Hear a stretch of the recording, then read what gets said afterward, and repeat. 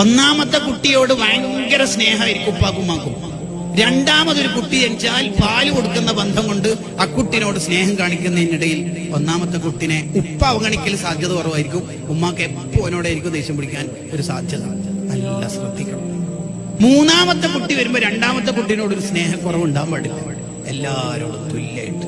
തിരിച്ചു അങ്ങനെ തന്നെ ഉപ്പാക്കും ഉമ്മാക്കും സ്വതക്ക ചെയ്യുന്ന സമയത്ത് നീതിയോടെയാണ്. ഉമ്മാക്ക് 5000 കൊടുക്കുന്നുണ്ടെങ്കിൽ ഉപ്പാക്ക് 5000.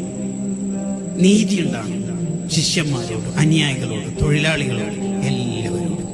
നബി സല്ലല്ലാഹു അലൈഹി വസല്ലം തങ്ങളുടെ അടുത്ത് ഒരു സ്വഹാബി ഇരിക്കുമ്പോ ആ സ്വഹാബിന്റെ ഒരു കുട്ടി ഓടി വന്നു ആ കുട്ടിനെ വാരിയെടുത്ത് ചുംബനം കൊടുത്ത് മുത്തം കൊടുത്ത് മടിയിലിരുത്തി.